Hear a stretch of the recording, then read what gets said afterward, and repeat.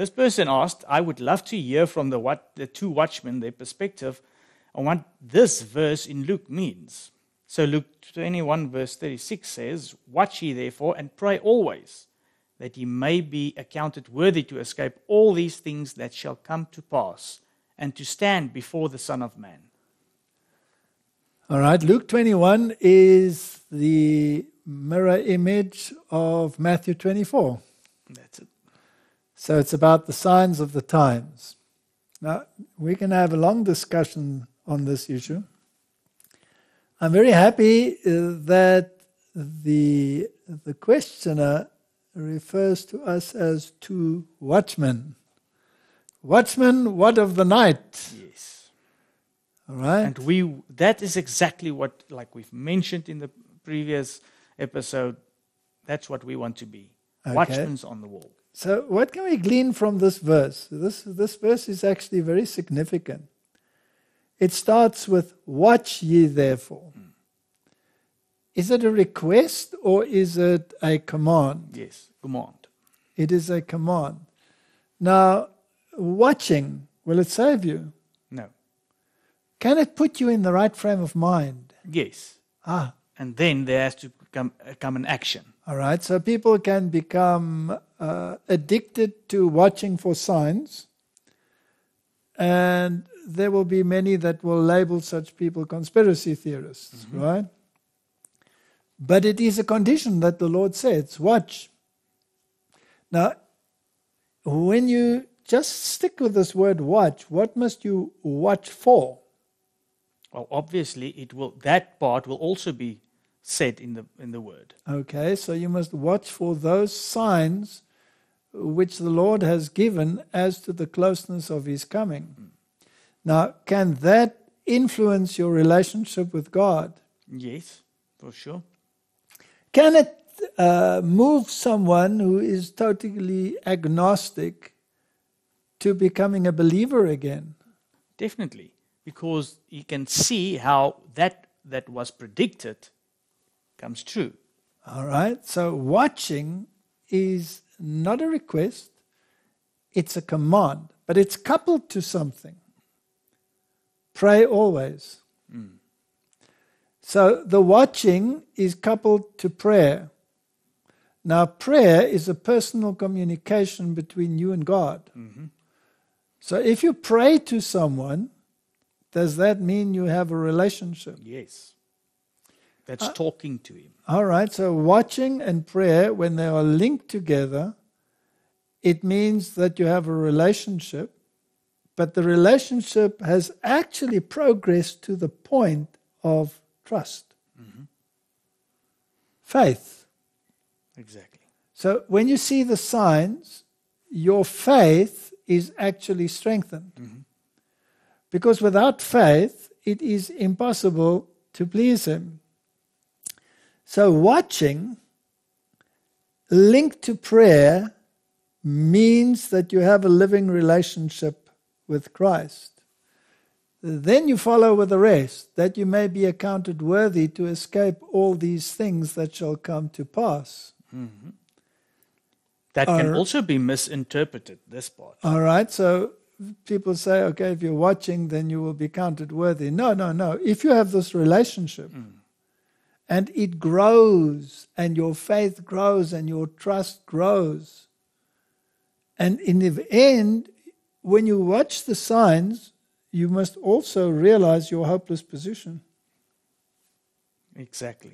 And the more the signs are being fulfilled, the more you must be pushed in the direction of Christ.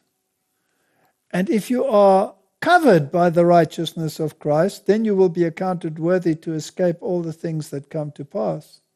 Because only those that have the white robe of righteousness will be counted worthy. You must look at the parallel texts. Without the robe, buy from me gold refined in the fire. And a robe, you need a robe that is washed in the blood of the Lamb. So you need the righteousness of Christ. And then you'll be able to stand before the Son of Man. What happens to those that are not clothed with the righteousness of Christ? they will not be able to stand. They will be destroyed by the brightness of his coming, right? So the other thing also that I can see, maybe there can be some confusion in this, is that worthy to escape all things. People might perceive that they will not have to go through anything in the end. No, because we have to enter heaven through much tribulation. And if we look at type and antitype, the Hebrews were very much in the world when the plagues fell. Mm-hmm. That was the type. So the antitype, the antitypical Israel will also be in the world when the plagues fall. So we will be here in the time of trouble. But whether we stand or fail, it depends on our relationship with Christ and depends on whether we have appropriated the righteousness of Christ. That's it. You will not be part of the annihilation of the world. Yes, but it will often seem as though you will be engulfed by it. But the Lord will have a people that will be translated.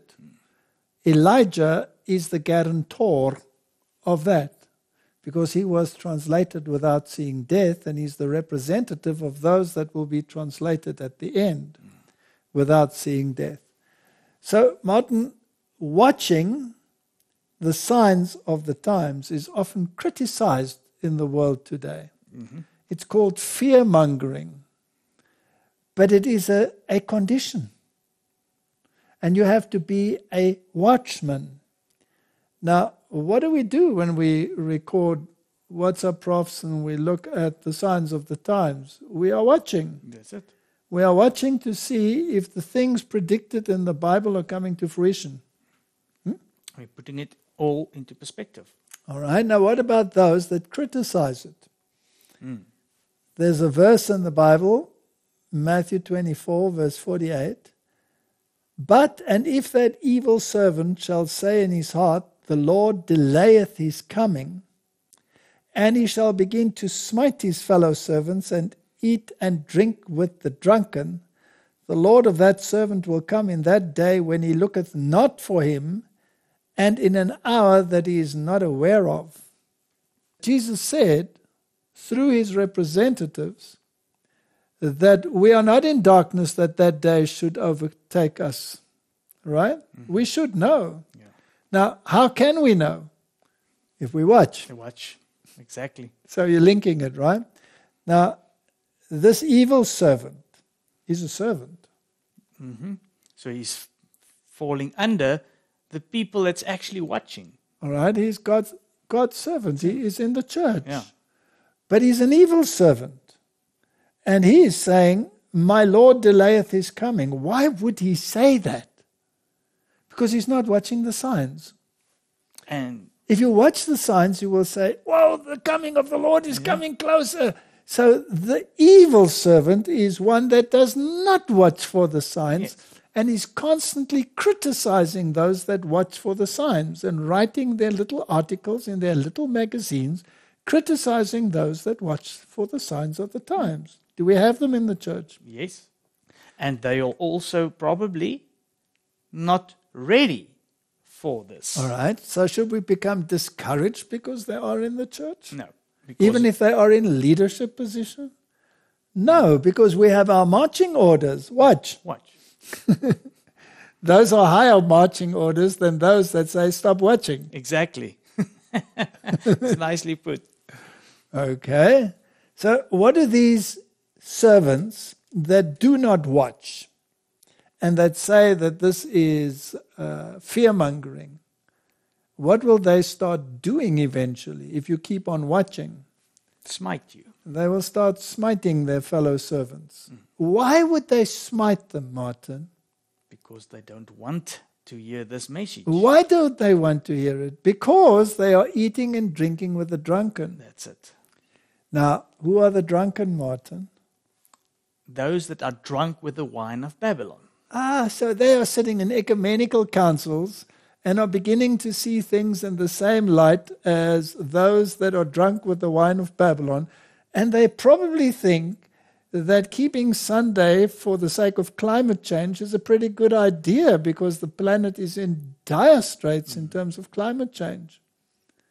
That's exactly. They've never heard of HARP. They've never heard of chemtrails. They've never heard of any of these things. These are all conspiracy theories.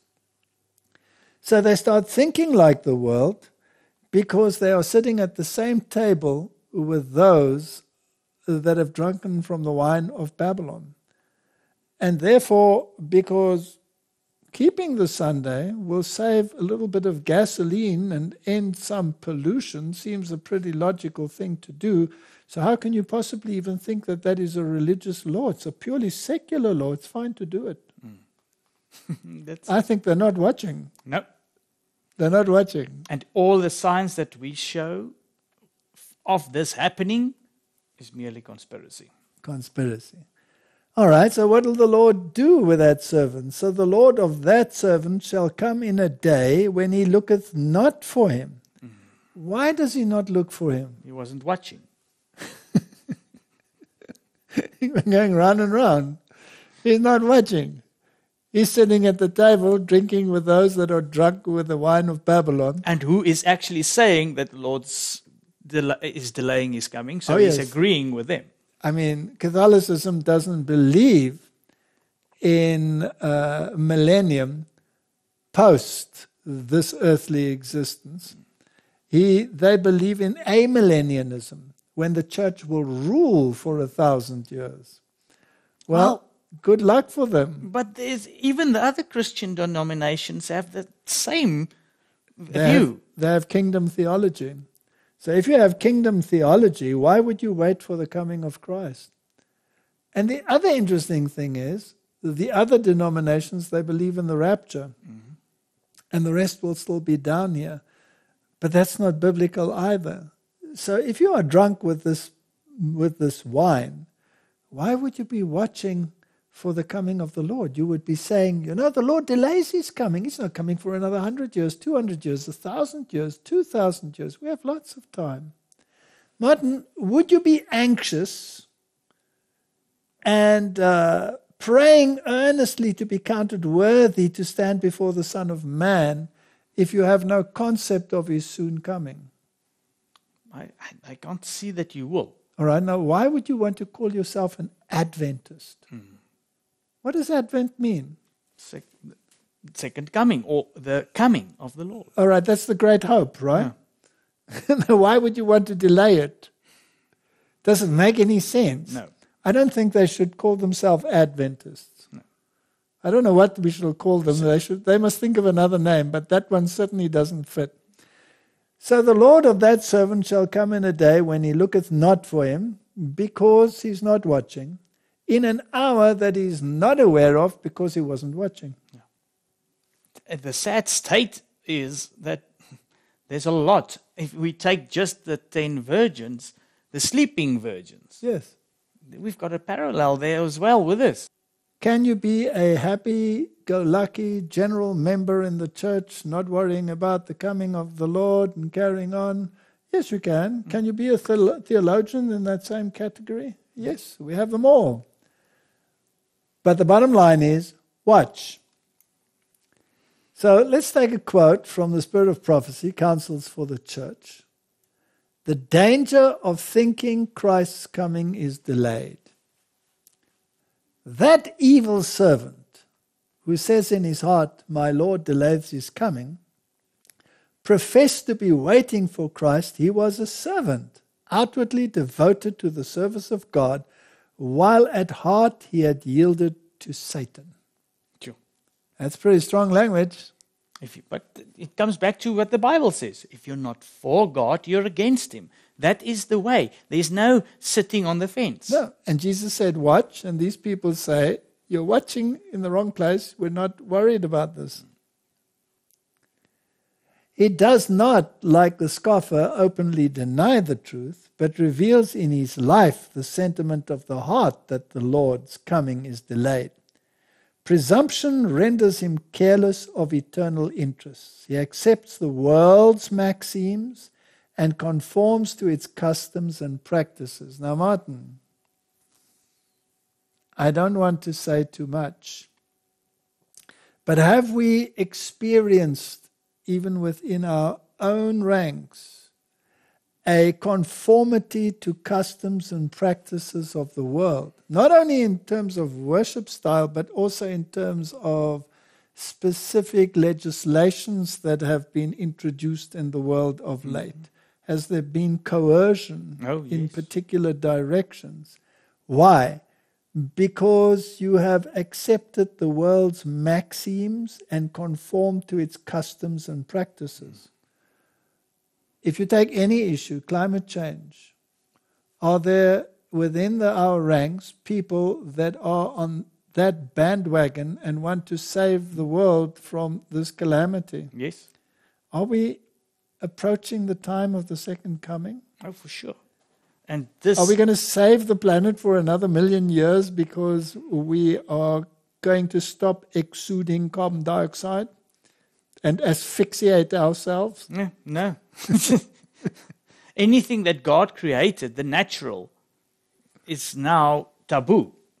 All right, so once you start thinking like the world, then you will accept the world's maxims.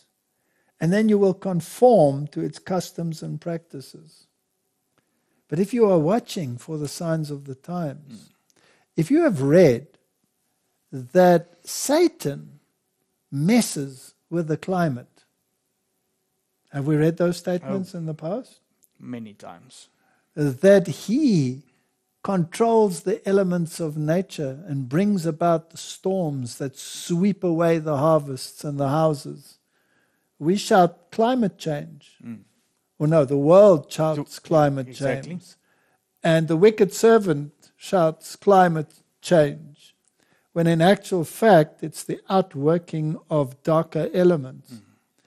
In the time of Job, was it climate change that swept away the houses of his children and the harvests? No, definitely not. And that's a problem because you shift, like you say, your whole outlook on what's actually the truth. Because the watchman sits on the wall and the evil servant sits on the fence. That's right. He sits on the fence and wants to be able to play his game however the chips might fall. Dangerous thing, because once you want to stand for something, like the needle to the pole, that's no time to sit on the fence. The Bible calls that lukewarm. Exactly. And lukewarm will be spat out. That brings me to another thing that just popped up in my mind. That there were even people that said, you said that we should stay in the Laodicean state, our church. That's very interesting. Can you just perhaps clear up and make that also clear again? The church is in a Laodicean state. If you remain in that state, you will be lost. That's it. Now, will the whole church climb out of the Laodicean state? Unfortunately not. No. But I am in the world, but not of the world. I am in the church, but I do not have to be of the Laodicean state to be in the church. Yes. It might be a general trend within the church, but if I remain in that state, I will be lost. Thank you. So, why would you want to conform to these practices? Selfishness, worldly pride, ambitions predominate. You don't want to appear different. But we are supposed to be a peculiar people. We are supposed to be a people that are watched not only by the world, but even by the angelic host. We are a spectacle or a showcase to the universe. Correct. Fearing that his brethren might stand higher than himself, he begins to disparage their efforts and impugn their motives.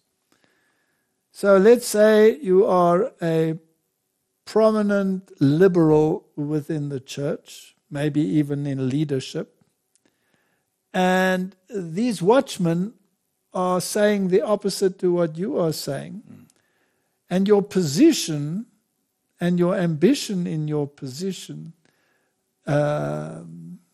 moves you, motivates you to elevate your position over that of the watchman, then the only thing that is available to you is ridicule, because you have to get rid of what the watchman says in order to look prominent yourself. No, can't work. So must that put you off from being a watchman? No. No. That must establish you. No, it is one of the signs of the times. Yeah. Because the church is going to go in that direction. So if it doesn't go in that direction, then the Bible is wrong. Then the church is not lukewarm but hot. But it's not. It's lukewarm. So when you're a watchman on the wall, expect this to happen. So what does he start doing, this wicked servant? He starts smiting his fellow servants. He starts writing his little articles in his little papers and smites his fellow servant. Or they do their videos on YouTube. They do that too, yes. As he alienates himself from the people of God, he unites more and more with the ungodly. There are people that actually see it in the papal light. And when the papal system makes a move that appears right to them, they swallow the other morsels as well. He is found eating and drinking with the drunkard, joining with the worldlings, and partaking of their spirit. Thus he is lulled into a carnal security and overcomes by forgetfulness, indifference, and sloth. So, Martin, if you are not a watchman, if you are not watching, you are a wicked servant. You will say the Lord delays his coming. You will be forgetful of what is being taught. You will become indifferent, and you will become slothful. And the slothful will also be that you're evangelizing. Yes.